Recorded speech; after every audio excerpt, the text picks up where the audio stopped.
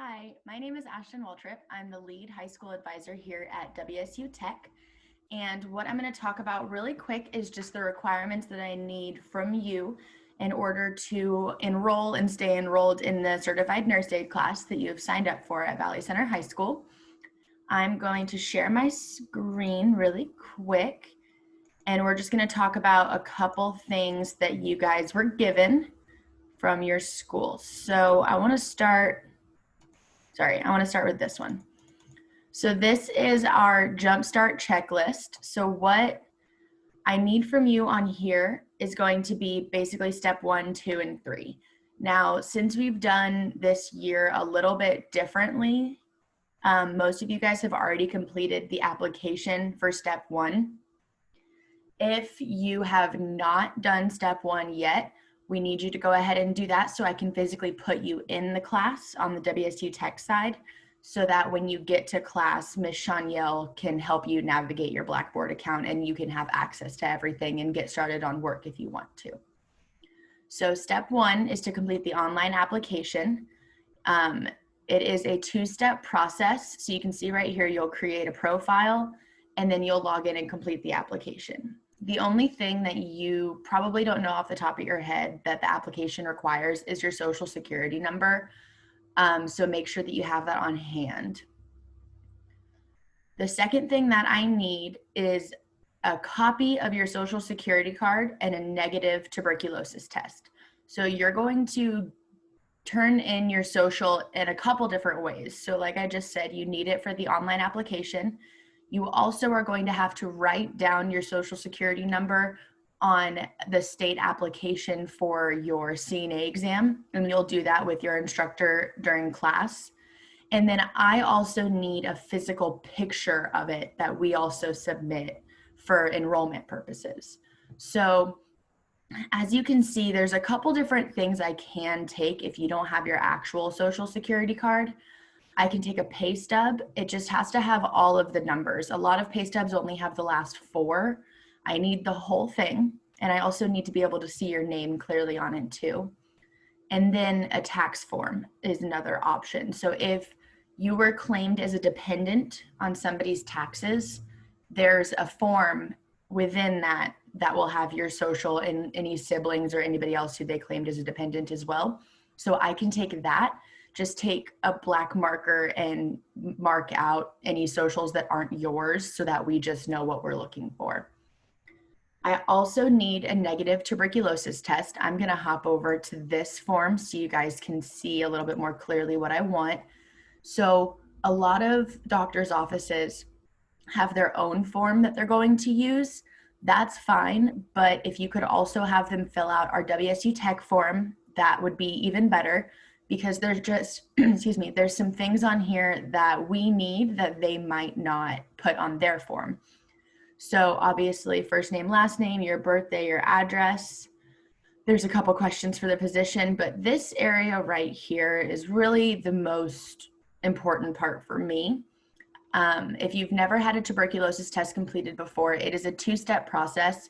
You will go into the physician's office, or you can go into like a little clinic. There's a lot of places that offer it that aren't a physician's office, but you'll go in, they will inject your forearm with a little serum.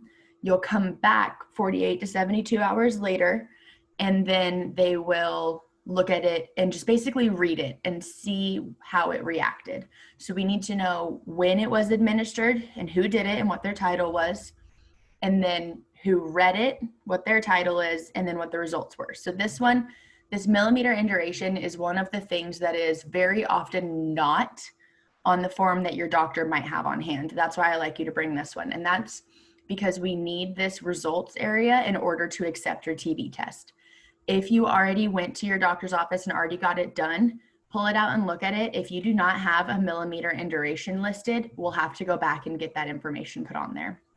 Basically what that is it wants to know, it says it kind of right here in bold, it wants to know how much your skin reacted to what they administered. So technically, according to your doctor, it could grow almost 15 millimeters and still be considered a negative reaction. But in order for you to go to our clinical sites, it has to be less than 10. So I really need to know what is right here. If it is more than 10, then we'll have you take this back and you'll go back for a chest x-ray. The last thing that I need from you guys is this enrollment form. If you've taken a class at WSU Tech before, you've seen this. It's the same form that we use for everything. You can just see that down here, the classes will be different. So, supplies. This is a parent letter that you guys should have received. On the second page of it, it is going to show what our supplies are. Now, this says that you want to purchase them at the Shocker store that's located at our South Campus, but with Contact and our Shocker store having limited hours right now, we're allowing you guys to get your scrubs from other places.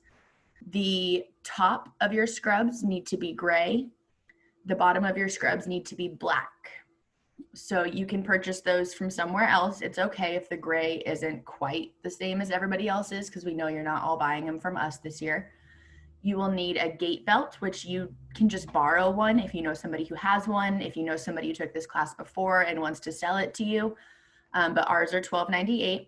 And then a patch. So the patch is this WSU Tech logo, and it will need to be sewn onto the left shoulder, kind of where a usual like logo for a company would be on that arm. If you have questions about that, Miss Shanielle, your instructor, can give you a little bit more detail about where to put it. You guys will not need your scrubs first day. Miss Shanielle will let you know when you do need to have them by, but I definitely recommend not waiting just in case something odd does happen or the store you go to doesn't have your size. Additional required supplies, your instructor will talk about this a little bit more, but we do want you guys to have non-slip soak-proof shoes. Don't get any crazy colors, black, gray, white, something like that. You'll need a watch with a second hand and with numbers. We're not allowing smartwatches. And then you'll need a WSU Tech student ID. Now, if you are one of the students who did not have their online application done, you will not be able to get a student ID.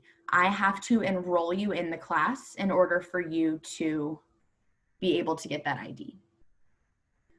And the ID is something that you guys don't need until skills labs. So you have a little bit of time to do it, and you can get them at our North Webb Road location. I think it's probably the closest, and it's 4004 North Webb Road. You'll just go into building 100 and there is someone there who can get you an ID. A couple other things I wanted to touch base on before we're done. I'm going to share my screen one more time on a different screen. So once you are in the class, you will have access to this student tab right here. But what I want you guys to look at is this prospective student tab. And then down here, this FERPA consent to release, okay? FERPA is basically our version of HIPAA. We cannot give information out about you to a third party unless you tell us we can. So if you want mom, dad, grandma, grandpa, your guardian to be able to call me and ask about attendance, ask about grades, anything like that, you need to tell me I can talk to them. So this form is on your prospective student tab, FERPA consent to release. Couple other things. So your due date to turn this all into your instructor is going to be, we did 2 weeks after the first day of class and then gave you until Friday. So with your first day of class, your due date is going to be September 25th.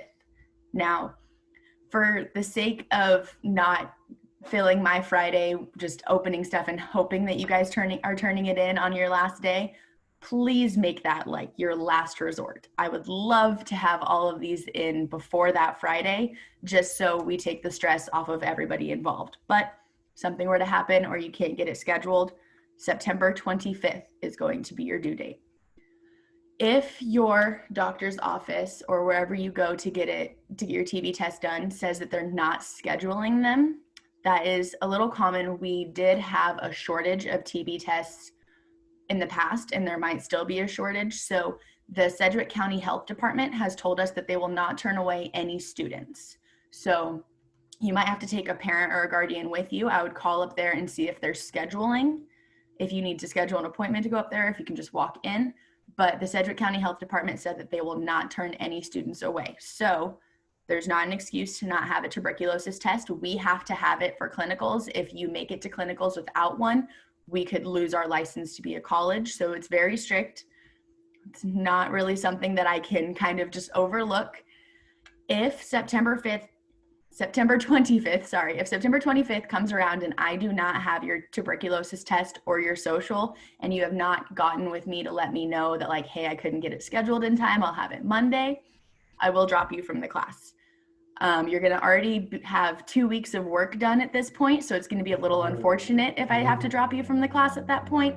But on September 25th, I will drop you, no exceptions, because we cannot risk not having those documents. Last thing, with this, you should have received a link to a quiz. That is just so we can make sure that you guys watched it. It's just a Google form, so make sure that you complete that so that we can keep track of everybody. And if you guys have any questions, your instructor, Mrs. Seacat in the office, and then myself as well can help answer those.